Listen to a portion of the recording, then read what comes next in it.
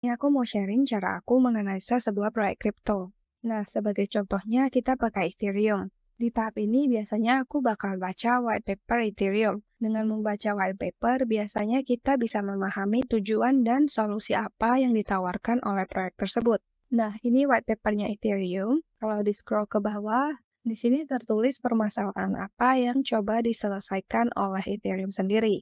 Di sini juga ada pengenalan ke Bitcoin dan penjelasan tentang konsep yang udah ada, dan juga gimana cara Ethereum bisa melengkapi atau menimprove solusi yang udah ada. Di white paper Ethereum ini juga ada tipe-tipe aplikasi apa aja yang bisa dibangun di atas Ethereum. Nah, biasanya setelah aku membaca white paper Ethereum, aku bakal nulis satu rangkuman tentang value proposition dan masalah apa yang diselesaikan oleh Ethereum. Nah, ini aku kasih contoh dari rangkuman yang aku tulis. Jadi, Ethereum itu bukan cuma kripto biasa. Ethereum adalah world computer, di mana semua orang di dunia ini mempunyai akses dan dapat menggunakan data yang sama. Ethereum dianggap sebagai infrastruktur untuk komputasi, di mana smart contract dan aplikasi dapat dieksekusikan. Lalu, Ethereum mempunyai high uptime, bisa diaudit, transparan, dan tidak ada sensor. Jadi, semua orang memiliki akses. Setelah memahami value proposition dari suatu proyek, biasanya aku bakal lanjut ke qualitative analysis. Di qualitative analysis ini, yang aku pelajari bukan cuma white paper-nya aja.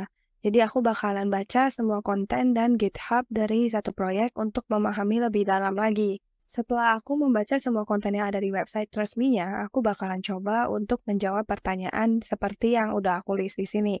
Jadi what, why, who, how, 3W dan 1H, dilanjut dengan disadvantages dan advantages dari proyek itu, lalu security, use cases, ecosystem, dan roadmap. Jadi aku juga coba untuk memahami apakah proyek ini sebelumnya punya masalah security, dan use casesnya apa aja, lalu ekosistemnya apakah berkembang, dan planning dari proyek tersebut apakah masuk akal atau enggak. Coba kita walkthrough ke websitenya Ethereum ya.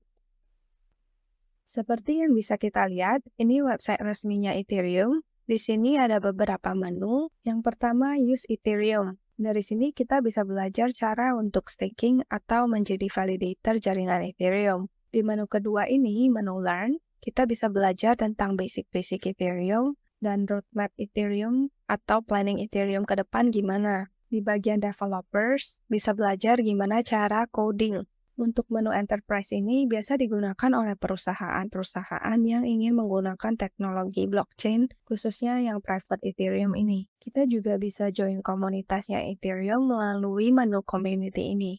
Sekarang kita coba ke bagian Learn, lalu What is Ethereum? Nah, di bagian Learn ini kita bisa coba cari jawaban ke pertanyaan-pertanyaan kualitatif analisis tadi. Nah, di sini ada summary. Ini menjawab pertanyaan apa itu Ethereum. Jadi, Ethereum adalah sebuah jaringan di mana orang bisa bertransaksi dan berkomunikasi. Ethereum adalah sebuah jaringan di mana orang bisa bertransaksi dan berkomunikasi tanpa dikontrol oleh otoritas pusat. Lalu kalau kita scroll ke bawah, bakal ada pertanyaan, what is the difference between Ethereum and Bitcoin? Ini pertanyaannya mirip banget dengan what differentiate Ethereum with other projects yang ada di qualitative analysis tadi. Lalu di sini juga ada why, salah satu pertanyaan dari 3W tambah 1H, kenapa orang harus pakai Ethereum atau kenapa orang bisa tertarik untuk pakai Ethereum. Nah, tadi di awal aku juga sempat ngomong soal community-nya Ethereum. Jadi kita itu bisa join community Ethereum melalui community lalu online communities.